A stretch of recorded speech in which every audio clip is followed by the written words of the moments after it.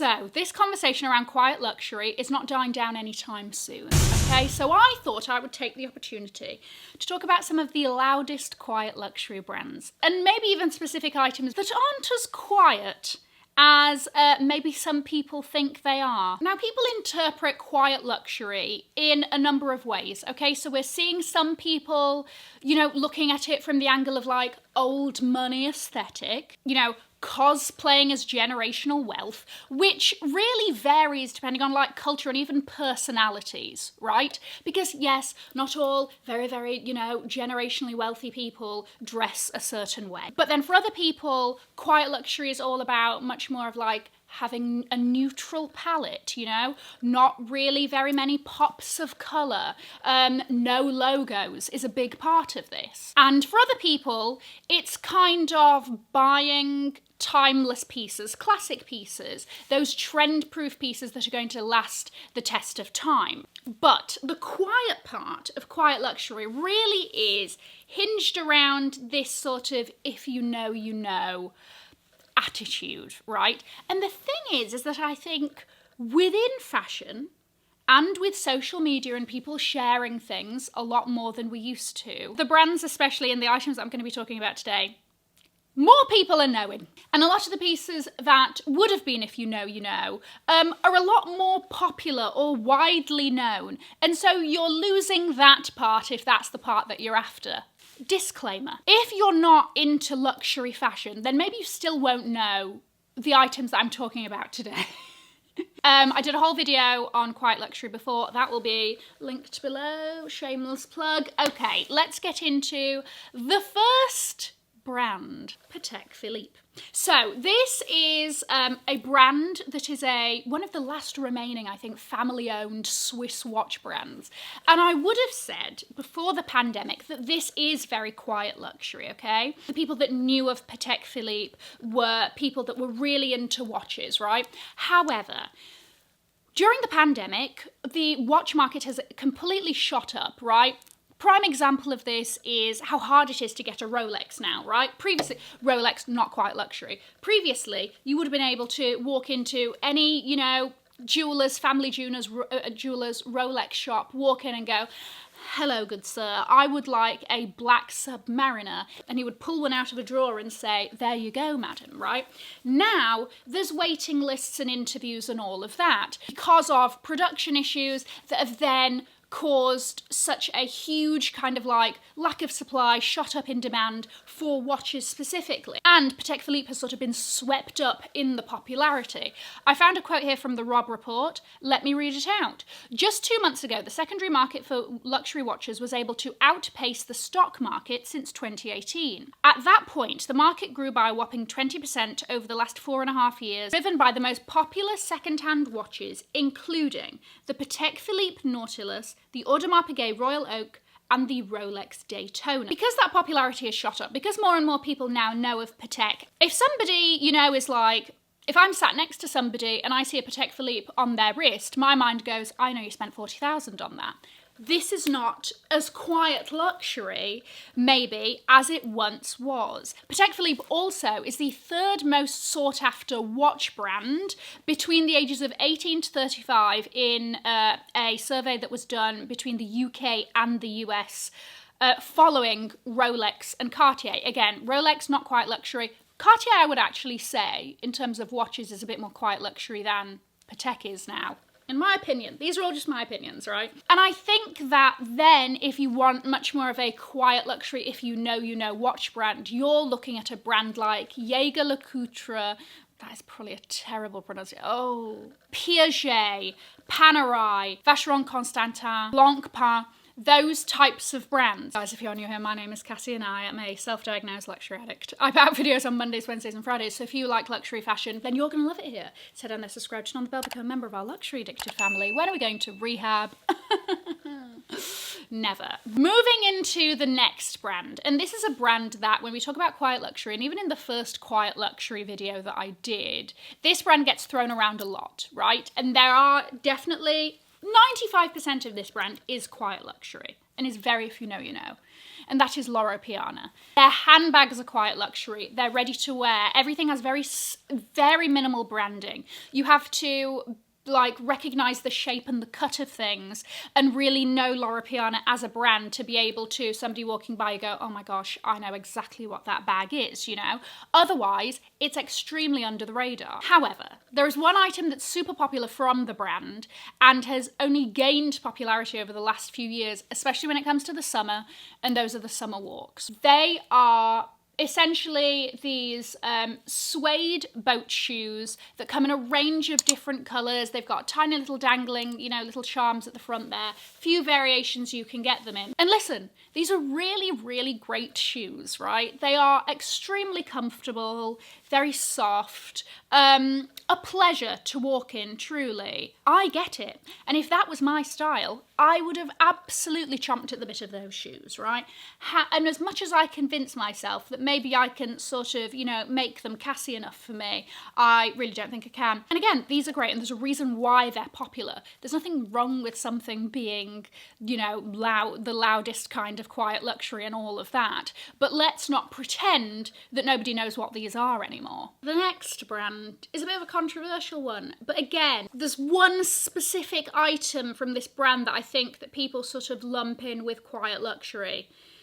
Chanel. I know, it should go without saying that everybody, you know, can spot a Chanel bag from a mile away. However, I feel as though the new quiet luxury ambassador, Sophia Richie-Grange, made these become even more popular as an item. This is a very classic item since her wedding and, you know, her sort of wedding events when she was spotted wearing these. These are like Chanel ballerinas, Chanel slingbags, okay?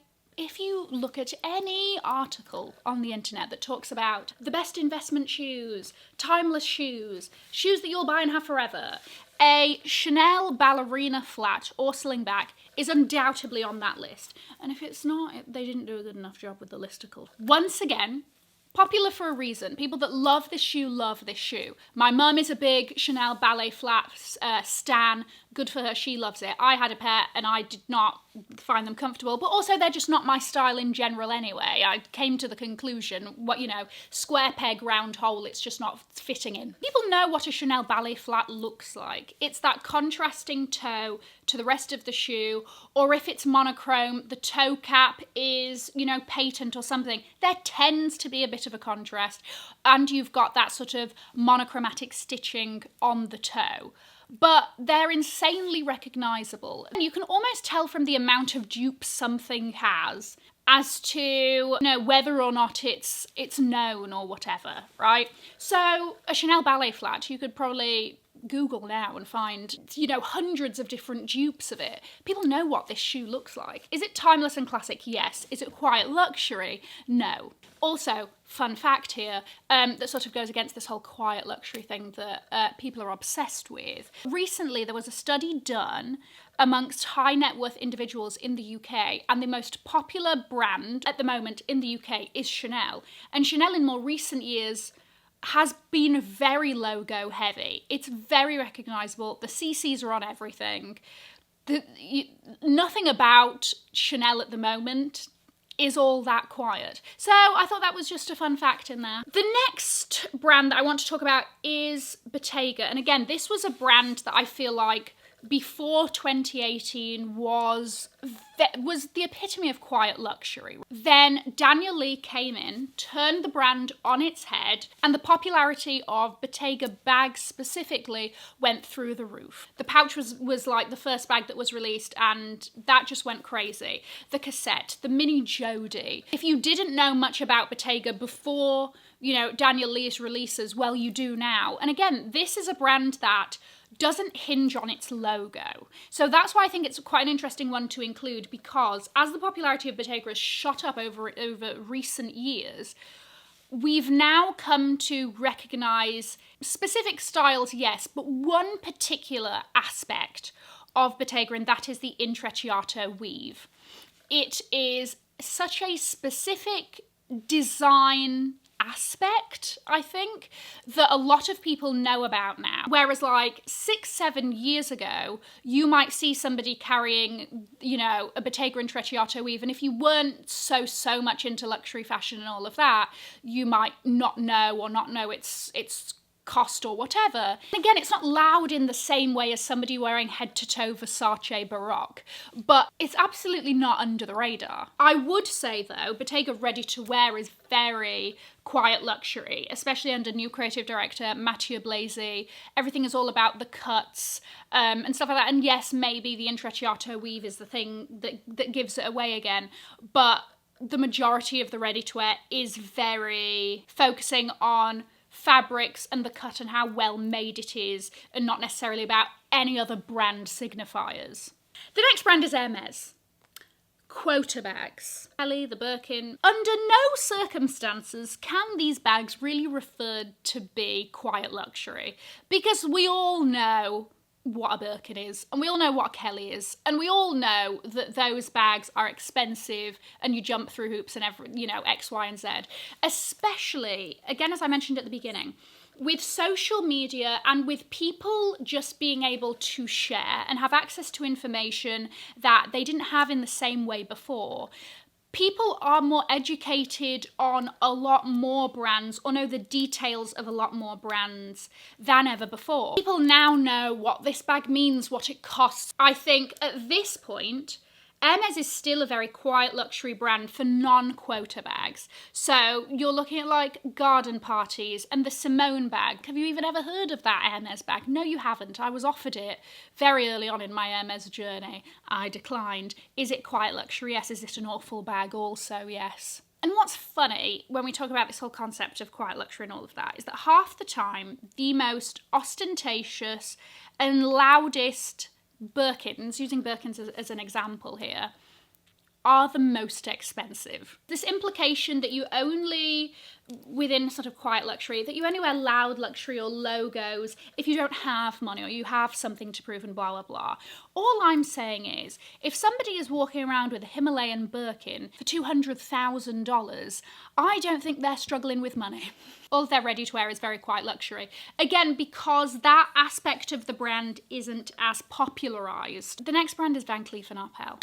And this one, again, has really sort of taken off in recent years. 7 or 8 years ago, if you were, looking at designer fine jewellery, you were looking at stacks of Cartier love bracelets and Juste Clou.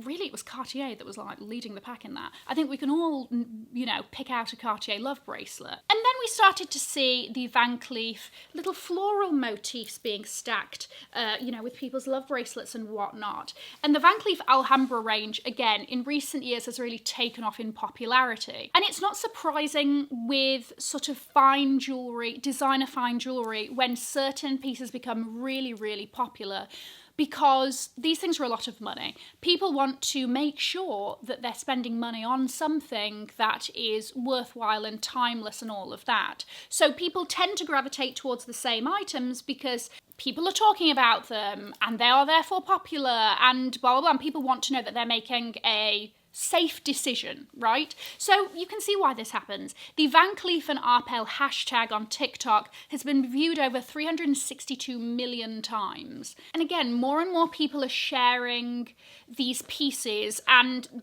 therefore more and more people are even getting to know about them. Molly May, I think for her birthday, had some Van Cleef pieces.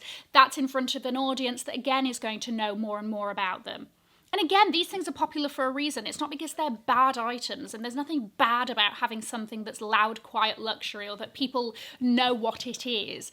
I just thought that it would be interesting to do this video because people are talking about these sort of if you know items, and I really feel like we're at a stage where more and more people are knowing these, and there's nothing wrong with that at all. What do you think of my thoughts? Am I right? Am I wrong? If I'm wrong, be nice. I'm going to leave a link to another video over here in case you haven't already seen it. Have an amazing morning, afternoon or evening wherever you are, and in the words of my father, if you've enjoyed it, tell your friends. If you haven't, keep your mouth shut. I'll see you in my next video. Mwah. Bye guys.